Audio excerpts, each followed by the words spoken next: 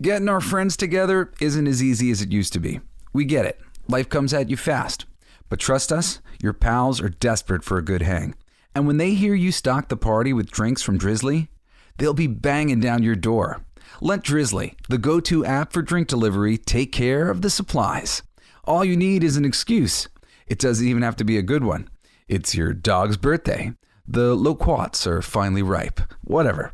With Drizzly, you can compare prices on a massive selection of beer, wine, and spirits and get them delivered straight to your door, which means you can entice the crew to leave their houses without ever leaving yours. Whatever the occasion, download the Drizzly app or go to drizzly.com. That's DRIZLY.com. Today. Must be 21 plus. Not available in all locations. Man, I wish they had Drizzly when I used to play D&D and Riffs. Maybe it's time for me to start again. Thanks, Drizzly. The Podcast Playground. Hooray! Hey! It's my song! Let's sing it! It's gonna be fucking awesome! Come on! It's gonna be fucking awesome! You know the words! It's gonna be fucking awesome! That's it! Sing! It's gonna be fucking awesome! Yeah! Hey everybody, it's Jesse Blaze Snyder, the coolest geek alive. How you doing out there in the world? I hope well. I know the world's been getting a little crazy, but thank goodness we have other things to think about besides real life. Like these imaginary characters in these superhero films. There's a new rumor out of Marvel Studios that they are going to shift everything to basically replace the Avengers for a moment with the Young Avengers. I'm just going to tell you all the reasons why this is a terrible idea, especially the way they're doing it. I mean, there are ways that they could do this eventually that would be okay. By appropriately introducing the Young Avengers. Because, get it straight, the team that they're about to present to people in films, if they were to go this route, is not remotely the team that anybody wants to see. The history of the Young Avengers in the comics is pretty simple. There was a really wonderful series called The Young Avengers. I'm pretty sure it was about 12 issues. It was drawn by Jim Chang, and it was written by Alan Heinberg. And it was awesome. Alan was touted as being a, what do you call it? A writer for the OC, which was like a, I don't know, dramedy sitcom. I never watched it. It was for popular people. For popular people who like to watch stories about pretty people. I don't know what it was about. But he was a great writer, and he did a really great job with this series. Traditionally speaking, the main characters of the Marvel Universe hadn't done the sidekick thing. You know, Bucky Barnes was dead for so long, and Falcon was a different sort of sidekick. He was more a partner that that rode along with Cap. You know, they had similar ideals, and he was his backup. Like, wasn't exactly a sidekick where there was a young sort of version of them. So no characters like this were generally introduced. Nowadays, more have been characters that could be considered like a sidekick Captain America and stuff. But at the time, these things weren't really approached, especially for, like, you know, think about like Hulk having a sidekick or Iron Man having a sidekick. Or even Thor having a sidekick. It's a bit weird. Separately, though, for this book, this Young Avengers is this team of young characters who have these attributes and the looks of the Avengers, representing the Avengers right out of the gate. The star of the book is a disguised it's Isaiah Bradley's nephew. I don't know the names of all these characters, but his character's name is Patriot, and he was essentially kind of the lead, the leader of the team, and a lot of the story revolved around him and sort of continuing years later, some aspect of what was established in the miniseries The Truth that introduced Isaiah Bradley and this all-black experimental platoon of troops that they had, where they were trying to reproduce the Super Soldier program, and it worked with his uncle or grandfather. I don't remember exactly what their relationship was. Might have been his grandfather. So he was masked initially. You didn't know who he was. You didn't know he existed. Then there was Wiccan, who was cool because he was a good guy like Thor, and he was modded out like Thor, but with the vibe of Loki because he had magic powers. And he was a mystery as well. Who is this person? You didn't know what his relationships were. You didn't know Patriot's relationship to Isaiah Bradley. You didn't know he was black, et cetera, et cetera. You didn't know that Wiccan was related to Scarlet Witch, and you didn't know that he had a brother, which Speed didn't enter into the series until I think like issue 8, maybe issue 6 or something like that. But he was like a surprise. And Speed ended up as the Quicksilver type character. So it's a very true to the Avengers roster thing that we have going here. The 4 main drawers were all 4 of the main Avengers. So we've got Patriot, we've got Wiccan as Thor and Captain America. Then we had Hulkling, and Hulkling hasn't been introduced in the Marvel Universe yet. In the Marvel Cinematic Universe yet. But he goes on to have a relationship with Wiccan, who they're both gay. And it's, one of the more like center stage and cool representation things that's happened in comics that's been really natural and nice, positive. So much of it is so ham-fisted and forced.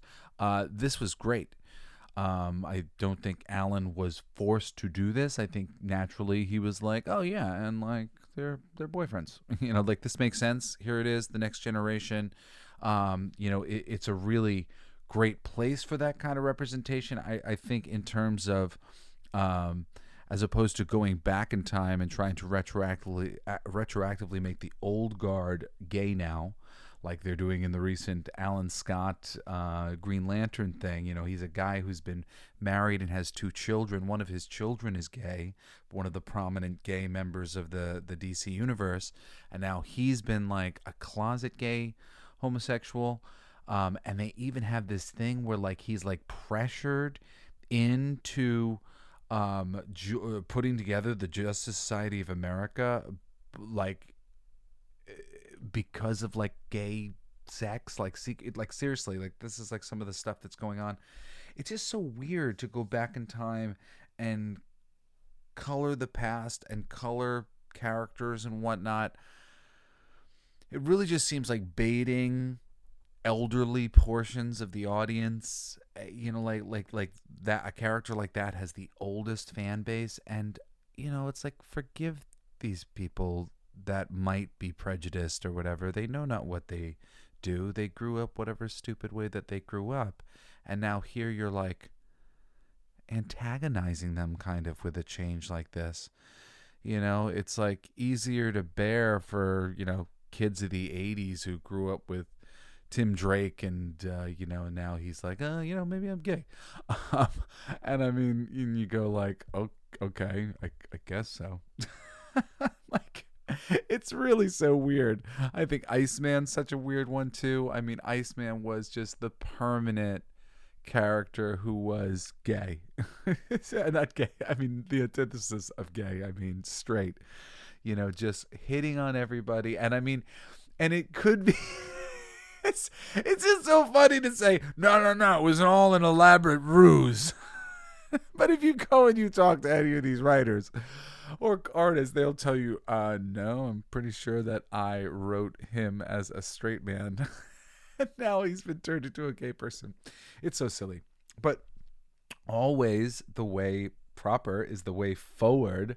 And the way forward is to introduce new characters and have it naturalistically be the case. And this was the case in this story. It was a great awesome freaking tale. This 12 issues, I guess, of the Young Avengers. And then the Young Avengers was essentially paused, and they didn't know what to do with the Young Avengers. And I was like, oh my God, they need to continue these characters. They need to do more. This is so great. It was awesome. It was super awesome the way that they were introduced. And then they followed it up with this other storyline that was like maybe 8 issues, or maybe it was 12 issues again. I can't remember exactly. I don't think I got to finish it. It was called the Children's Crusade, Young Avengers Children's Crusade, and it was just focused around Wiccan and Speed and Scarlet Witch and all this stuff. And it was pretty good. Like I said, I don't think I finished the story, but these are great creators. Great creators make great stories. Certainly, there are some cool stories to tell that were told there in those stories. And this thing that they're doing right now, it's not going to be right. It's not going to be that story. Invariably, when America Chavez shows up, and she does eventually show up in the Young Avengers, but she doesn't come along until much later. That's one of the reasons why it was so ridiculous that they introduced her so quickly. I feel like she was just sort of forced into this thing, this situation where now either they do the Young Avengers or she ages out. But they're really screwing up the timeline here for their characters, because there is a place for America Chavez, and it's eventually, once they've established this initial team of Young Avengers. And I didn't even finish what we had. Patriot, we've got Wiccan, we've got Hulkling, and we've got Iron Lad, who, granted, the whole first 12 issues of the Young Avengers thing kind of revolves around Iron Lad and his story. And I'll try not to just spoil everything for you or whatever, because these are like future stories that they may tell. But Iron Lad has some really cool connections to the MCU, and they do have the right things set up so that they could do some stuff that would be cool. However, this team consists of those 4 boys and then Hawkeye and Stature. And Hawkeye in the TV show, I think they like really nailed her. And I mean, they nailed her later in like some of the Matt Fraction Hawkeye series. They did a great job with Kate Bishop, her Hawkeye character.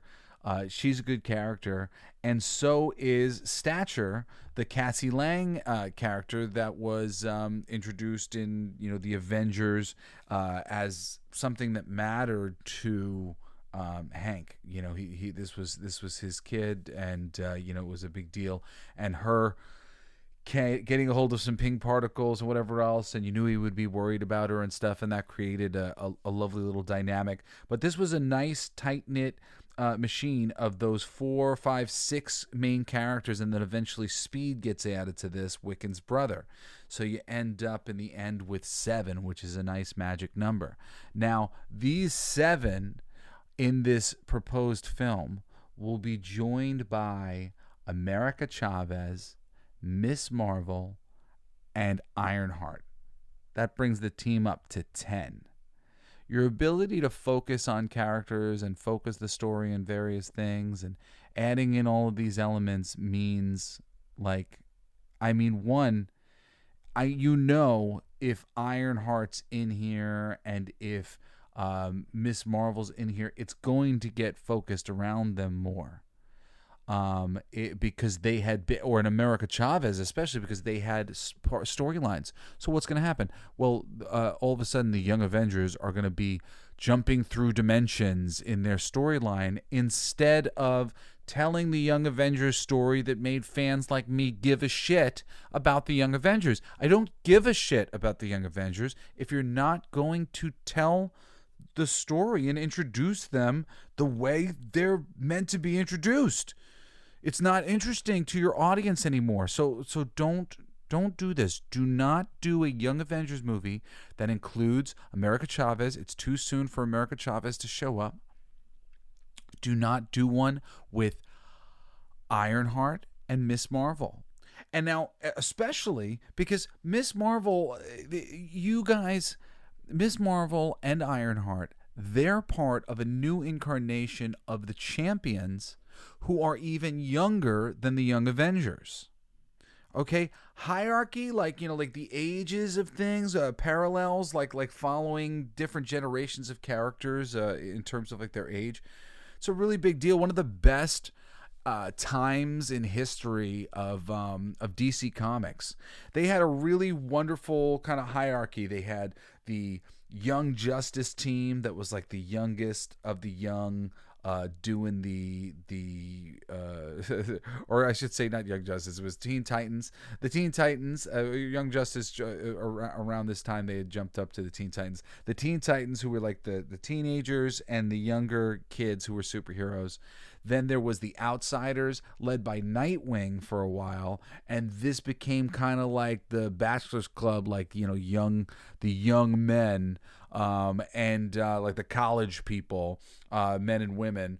And then there was the Justice League above them, who were the men, the seasoned pros, the people who had been doing it. And then there was the Justice Society above them, who were the team of elder statesmen who were in World War II and stuff. And this little just bit of where they had all of these different shelves of people, I think really helped to define the various lines of their comics in wonderful ways, because everybody on the Outsiders or associated with the Outsiders became that sort of level there of age group of what you were expecting personality wise or whatever it was in terms of sidekicks and supporting characters and whatnot. Marvel here, they had never done anything like that where they had those different levels of characters, but then all of a sudden they were given the gift of that. And the first one was the Young Avengers, and these characters were initially kind of teenagers, quickly becoming young adults, and then a new wave of characters that were introduced later on, including an Amadeus Cho Hulk, and I'm trying to think some of the other characters who were on. Oh, Miles Morales, Spider-Man. They made up a team of the Champions, and Champions was a team in the comics already, a title that Marvel had put out years earlier, which didn't feature these characters. But now, starring Miles Morales and starring Ironheart and Miss Marvel, and I think they had some young X-Men characters that had come from the past at some point in time. Cyclops, at the very least, was on the team. And, some characters like that, they had a really cool dynamic. They had some really good writers on them. I think Mark Waid and Jim Zub, there are great stories to tell from the Champions. So don't take Miss Marvel and don't take Ironheart and put them in the Young Avengers story and queer the Young Avengers story so that's not right anymore. And then stop yourself from being able to put out the Champions and tell some of those stories, which are actually some good stories that they wrote recently. Like, you have people working in the comics to do the thing that you want to adapt in Hollywood, and here Mark Waid and Jim Zub give you some stuff that you could use, and you don't use it. You shoehorn them into the Young Avengers because of it's a title everybody knows, and I understand, but this shit's supposed to be about character, and on the strength of characters that we like, entire franchises get started on the strength of characters we like. You introduce a character that we like in the X-Men, and then you got, Gambit in a solo series. Or, you can put him as the leader of a team of X-Men with characters that you don't know, and people might read it because they like Gambit. It's a character we know and we're interested in. And then you can introduce other characters around them. Character that we know and we're interested in, and characters that I don't know. I wonder what will happen here with all these characters that I don't know next to this character who I am very interested in. It's a very simple thing to get this stuff right, but they just keep shooting themselves in the foot. And I promise you, the fact that America Chavez is here and introduced so soon means the plot will end up revolving around teleporting through space and dimensions, because that's what her powers are. So that's what she ends up doing, and that's what she ends up bringing to the story, which is why she's just a terrible character in that regard, because she's a character who just sort of dictates the plot so often when she shows up. And I mean, it's okay in plenty of stories, and a lot of books have been centered around that storyline, and that's okay for books centered around that storyline. And she works great as a character when she's in that storyline. I mean, like, as a functional character for the Multiverse of Madness with Doctor Strange, she works okay. Visually, she is the worst eyesore ever to be added to Doctor Strange's movie. She just makes every shot that she's in look hideous with her denim outfit. We got this great Tim Burton-esque Doctor Strange and creepy things going on, and then here's this girl in her cute little denim Little America doll outfit. I don't know what you call it. That's like, I'm so like, if she was excised from that movie, I would like that movie so much more. If you could put Nicolas Cage Ghost Rider and Wesley Snipes Blade in that movie when he was bouncing through the dimensions, I would like that movie so much more. Sorry, I've said it once and say it again, and I keep saying it until somebody hears me.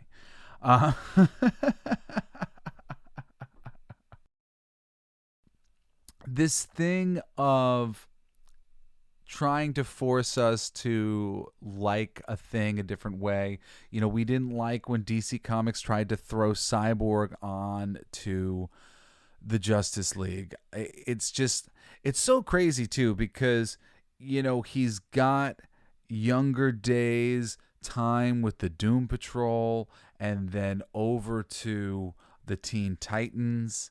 That big transition of them coming away from the Doom Patrol to go to the Teen Titans and roll in kind of the big leagues of sidekicks or whatever, and coming up with all those characters. There's so many animated series starring Victor Stone alongside his buddies on the Teen Titans, and they're like, nah, we're going to make people think that he's an original member of the Justice League because he's black, and we want to add a black member to the Justice League. It's just like the freaking craziest, stupidest thing. I mean, Black Lightning before you do that one. It's like there's other things you could do, and I mean, I is it? I don't remember now. Is it Black? Did they? No, they had Hal Jordan. Like, it's like, why Hal Jordan? Go with Jon Stewart as the original member of the Justice League if that's what you want to do. Go with Jon Stewart. Add Black Lightning. There are some other characters that you can add who are associated with the Justice League and in a high enough position within the hierarchy that they would deserve such an honor to be bestowed upon them. Just most characters just don't deserve that. So, you gotta know the audience is gonna reject that whole idea. Like, what's he doing here? And with Cyborg, actually, he deserves it, except the reason why it's not right is because he's not associated with the Justice League. He's so associated with the classic stories of the Teen Titans, of the Doom Patrol. His story is well understood by fans. So, it's like Jefferson Pierce, Black Lightning. It's like, how well is his story understood by fans? Probably not so well. Probably less well. He's somebody that you could kind of morph and adjust or whatever. Like Cyborg, it's like, no, man, I know him. I know who he's from. Like, that dude doesn't roll with Batman. That dude rolls with Batman's sidekick, Robin. He's friends with Dick Grayson. He's training Tim Drake right now. That's what fans know. What's he doing with Superman? He should be hanging out training Connor Hawke. He's about the same age as Supergirl was when she died. That's like the associations that people have. So it's really, I think, just super tone deaf when they make these changes to all these things.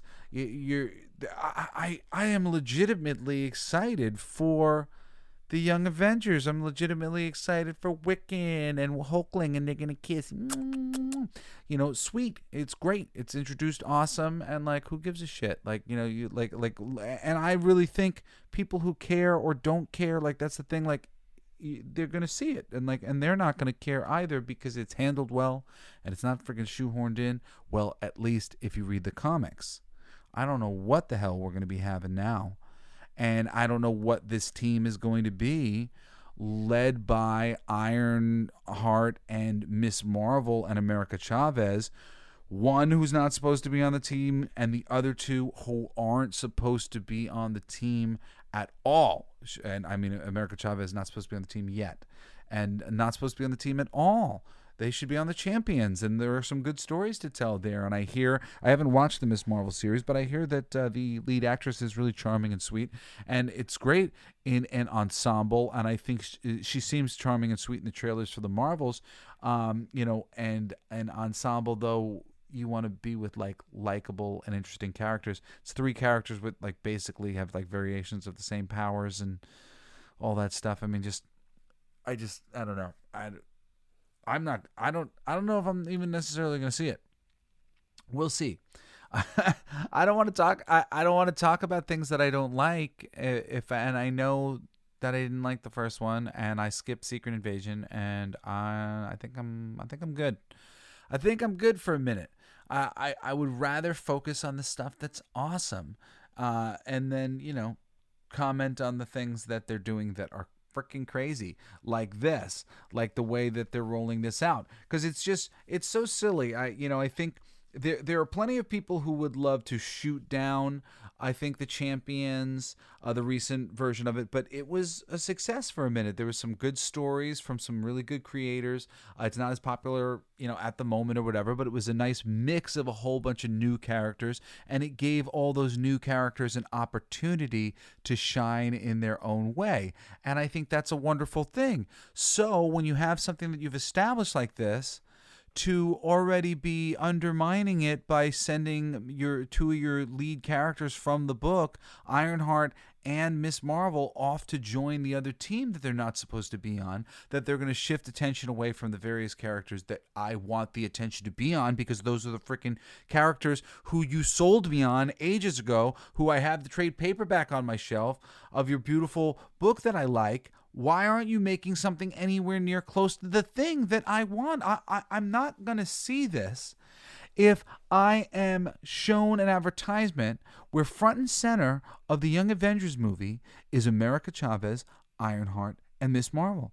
Like, if they are in it so sparingly, I'm in. Otherwise, I'm not even going to watch the movie. The moment I find out that the plot is about them traveling through dimensions, I'm not going to watch the movie. You understand?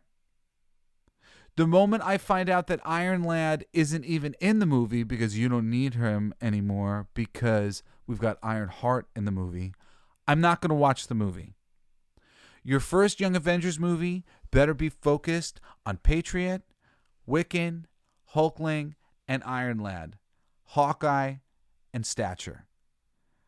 The other characters can come too, but they better be relegated to the side. It better be like, oh, and then we met this person. Ha ha ha ha ha. Or we ran into America Chavez at the end. She's going to take us to another dimension because we're putting her storyline up ahead for some reason right now. And then maybe you can shoehorn them into the Children's Crusade story in the future.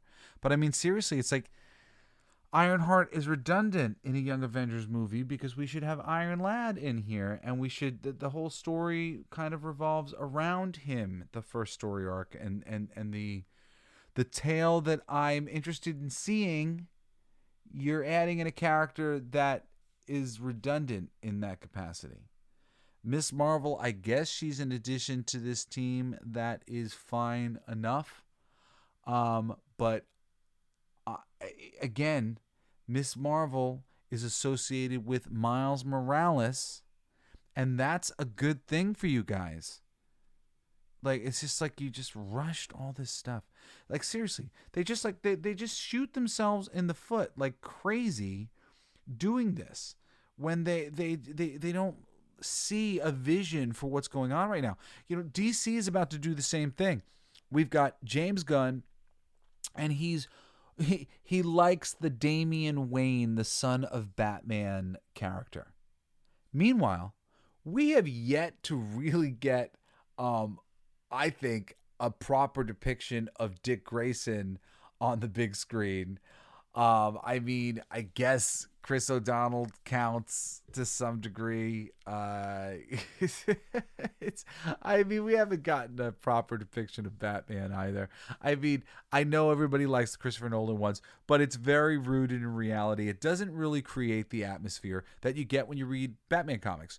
And if I haven't recommended it enough times, like seriously, homework assignment tonight, go Amazon, order Batman, The Long Halloween, and just see the vibe of this world where there's an asylum filled with maniacs and Batman has to deal with them. And it's a mystery, and it's not about his love life.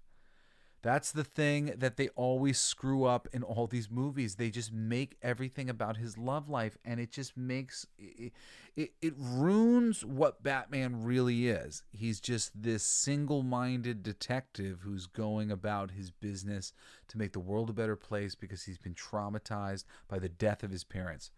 And every time they make it about what he's doing with his ding-dong, they just lose sight of all of it. So check out Batman The Long Halloween. You know, that's a wonderful, wonderful, wonderful story. And the progression of Robin is this. Dick Grayson is there. Dick Grayson gets fed up with Batman and how cold he is. He goes his own way after being, you know, on the Teen Titans and kind of getting a little bit of confidence underneath him. He becomes Nightwing. Batman replaces him with this kid that he finds stealing the hubcaps off the Batmobile, Jason Todd. Jason Todd is rather quickly detested by the audience because he's the replacement for the character that they had come to love. So the replacement character is booed. They have a I don't know if it was like a write-in poll or whatever. I guess it was to write your answer in of whether or not to kill him or not, to have the Joker kill him. And it was apparently pretty close margins, but the audience voted to kill Jason Todd. So the Joker beats him to death with a crowbar in a storyline called A Death in the Family or A Lonely Place of Dying, one of them. Or maybe the two of them are both associated with this storyline, but I'm not sure which one's first if you want to read it. Great story arcs. There's so much great stuff in the Batman mythology. It's really great. So Jason Todd gets murked. And then eventually Batman is getting sort of darker and darker. And this character, Tim Drake, he notices that Batman has gotten more vicious and that a Robin has seemed to sort of lighten him up and keep him from going too dark. And now when he's this one-man killing machine that like he's just really hurting people. So Tim Drake decides to figure out who he is.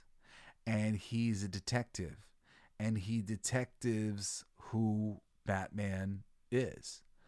And he figures out who Bruce Wayne is. And basically becomes Batman's Robin, kind of forces himself on Bruce.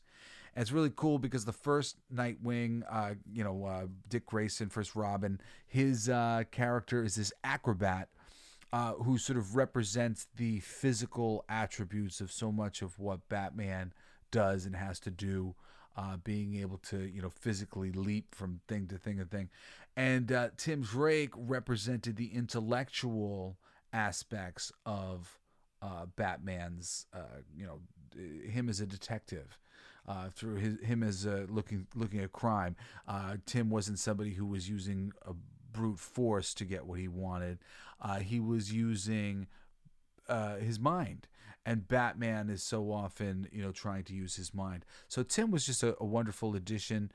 This 1, 2, 3, Red Hood gets brought back. Red Hood is, of course, that second Robin, Jason Todd, and prior to being brought back, he's used to great, I don't know, to greatness from different writers as something that Batman really regrets, the whole situation. And then even still to this day, as Jason Todd's back in the fold, he still is having a hard time with what he allowed to happen to Jason Todd, and Jason Todd struggles with this, and he's like the trauma Robin. So we've got these three Robins who we really have strong relationships with. Jason Todd has never been displayed on the big screen in any way, shape, or form. Neither has Tim Drake. And we're gonna go straight from Dick Grayson, who's really not had the best showings, and in very small doses. And we're gonna go straight to Batman's kid. There's a big problem here with going straight to Batman's kid too, and writers in the comics knew it. Like people really want to hate on the sidekick to various degrees. Dick Grayson over time growing as a character is what made people really love him. You love him when you're little, and then you grow up and you think he's a little lame. These characters and their unique positions in the Batman mythology has made them accepted.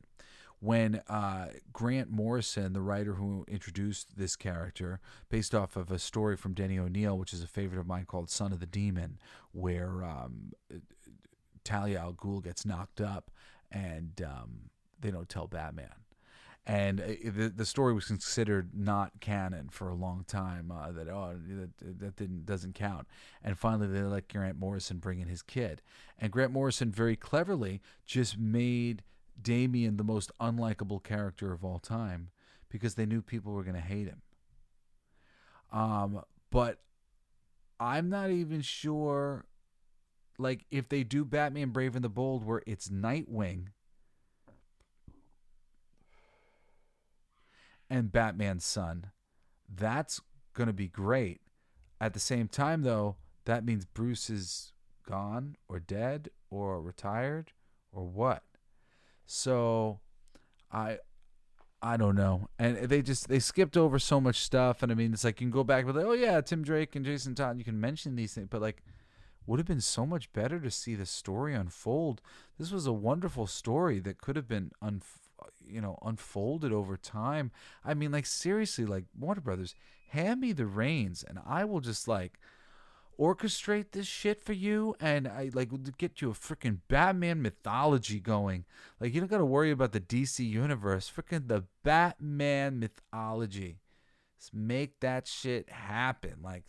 You will be so glad you did. It's just ridiculous. It's you got it on your hands, there to be expanded the same way you've got it expanded in the comics. Just get your head out of your ass, do this thing with me. Anyway, the Young Avengers is just not what the audience is looking for. I don't think this Batman Brave and the Bold thing is what the audience is looking for either. I just really, to a certain degree, as a fan, I feel like I'm banging my head against the wall. And, there was a thing that got said the other day about the Ahsoka series. And it's not just said the other day. It's just been said so many times about all this fan service on Ahsoka, and people go to talk about the ratings of the show that it's being loyal to as a fan. And the ratings of Rebels and the ratings of Clone Wars, and this is where people are taking cues. The fan bases are so small. And yeah, they're right, the fan bases are so small, but dude, step one is honoring the source material. So try not to poo-poo that too much. Honoring source material is great. Bringing out the things that we like is great. You have to elevate the source material and deliver it to us in a way where we're going to enjoy it just as much again. I think Ahsoka's biggest crime has been, and I didn't watch it, but just listening to everybody talk about it, it just seems to be that it's assuming you know about a lot of things as opposed to reminding you or teaching you, getting you up to speed. When you bring back characters that some people know, you don't assume that everybody knows and that they'll catch up. You have to demonstrate who these characters are right off the bat very clearly so that people in the audience go, oh, okay, I understand the basics of these characters now. And to not do that at all, which seems to be the case with this Ahsoka show, which like I said, I skipped because I was mad. I hated the Boba Fett show. I started the Obi-Wan show, and I just thought it was stupid, and I turned it off. And I'm done. I'm done with Star Wars. I'll do some Andor. That'll be it for me, though. And I think I'm done with Marvel and these shows. I mean, I'll watch the Loki show because I like Tom Hiddleston, and I'll watch Deadpool.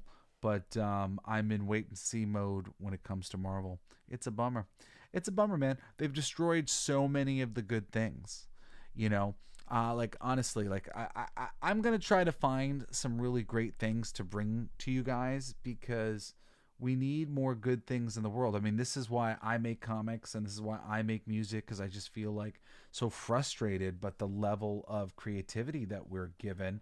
And in this day and age, the amount of books that have been written on how to do this stuff right, and the fact that people don't even bother to educate themselves in any way, shape, or form on how to do it, what to do. They just go off and write about the food that they like. I just find it crazy, the trope in comics these days of writers having characters eat outlandish food.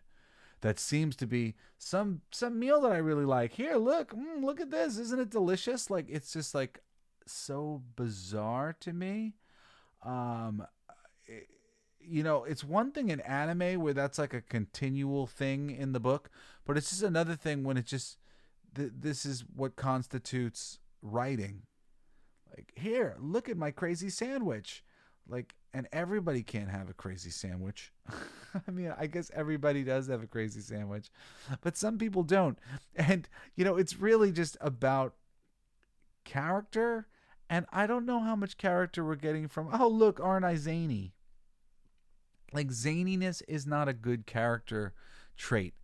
I really think character comes from the things that people desire. And I desire a hot dog exactly like this isn't exactly the thing. We like Jughead because desire is like his whole thing. He's just constantly hungry and he needs to eat all the time. And it's like, it's a consistent pattern in his life. It's a character defining feature.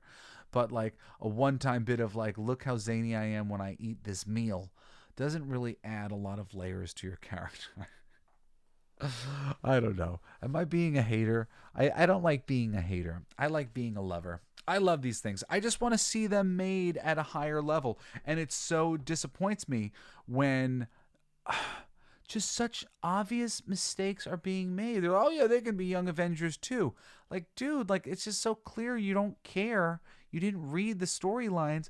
What's the point of these things existing? What's the point of the fan base existing and asking for things to be done with the material we like if this is what you're going to fucking do? I don't want this. It's just like, it's a bummer, man. It's really just like, it's a bummer. You keep making these changes and they suck. It's not coming out good. You're not convincing me that you know better. You've convinced me that the fans know better. We know better. So, like, please, just, like, stop listening to yourself. Stop listening to yourself. Stop listening to yourself. It's stupid. Anyway, I don't know. It's really just, like, all I have to say about all of this shit today. It's a sad day. It's a sad day, my friend. It's a sad day. It's a sad day. Oh, I had notes here. It said, I copied from the Wiki team roster, and it says, members, America Chavez, Hawkeye, Hulkling, Iron Lad, Kid Loki, Noh-Varr, Patriot, Prodigy, Speed, Stature, Vision, Wiccan. Wikipedia knows better than Marvel Studios does. Where does it say Ironheart or Miss Marvel on that members list? It doesn't. It doesn't, because they're not on the fucking team. And again, America Chavez, Kid Loki, Noh-Varr, Prodigy, even Speed and Vision are later additions to the team. You know what? Seriously, just get the books. Order the 2 books, the Young Avengers, at least the first one, and I say just order the second one too, because it was really good. I didn't finish it. I forget why. I was like moving at the time, and I never got like the remaining issues of the series, but it was really good. What I read, Jim Chang is one of the best artists in comics. So cool. Just order those. Homework assignment so you can know what I know. So read these books, see how cool they are, and go, oh, cool, I want to see that story. Why are they doing it like this? And you'll be like, aha, this is why Jesse is so upset about this fucking thing. I am. It is. It's very aggravating. But read the books. Read the books so you can feel it with me. I don't want to be alone in this. I don't want to be alone. Okay, I don't have any other good notes here that I didn't go over already. Well, that's all I have for today. I am your passionate geek culture compadre, Jesse Blaze Snyder. Write to me at jesseblaze@jessesnyder.com, or you can follow me at that place where the tweets happen at CoolestGeekJBS. I love you all so much. I appreciate you listening to my show. And I hope you'll join me again next Wednesday and this coming Saturday for another electrifying episode of The Coolest Geek Alive! It's my favorite part!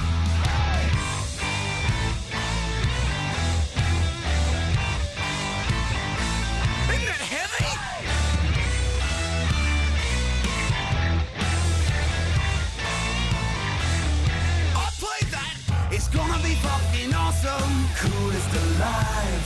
It's gonna be fucking awesome. Stay with your tribe. It's gonna be fucking awesome. Revenge of the Geeks. It's gonna be fucking awesome. Week after weeks. It's gonna be fucking awesome. Laughing with you. It's gonna be fucking awesome. And crying sometimes too. It's gonna be fucking awesome. Spelling it out.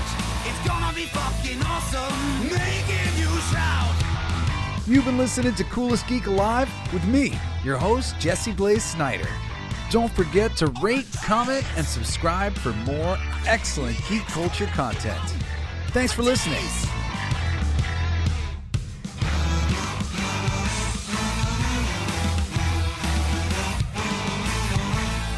You like that? It's a kazoo solo.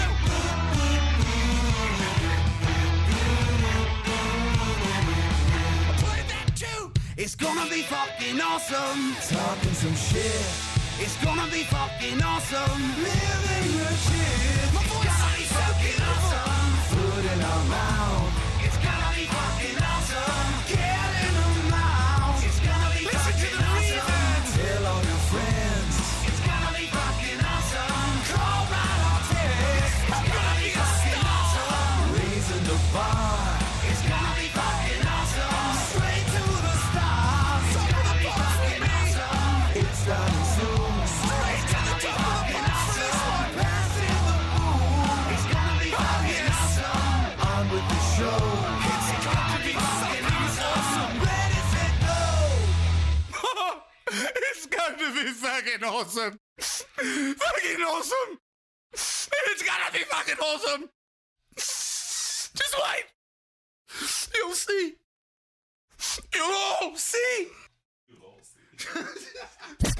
The Podcast Playground. Hooray! The biggest winner in the big game could be you, thanks to BetMGM. The king of sportsbooks is offering new customers a chance to score $158 in bonus bets instantly.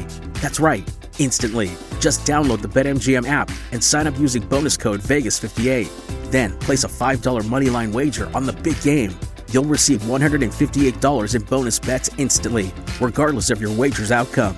Don't miss your opportunity to cross the goal line on the money line as pro football's top teams clash for the championship. Can't be in Vegas for the big game? Then bring the big game excitement to you with the king of sportsbooks. BetMGM and GameSense reminds you to play responsibly. See BetMGM.com for terms. 21 plus only. Iowa only. New customer offer. Subject to eligibility requirements. Rewards are non-withdrawable bonus bets that expire in 7 days. Please gamble responsibly. Gambling problem? Call 1-800-BETS-OFF. That's 1-800-BETS-OFF.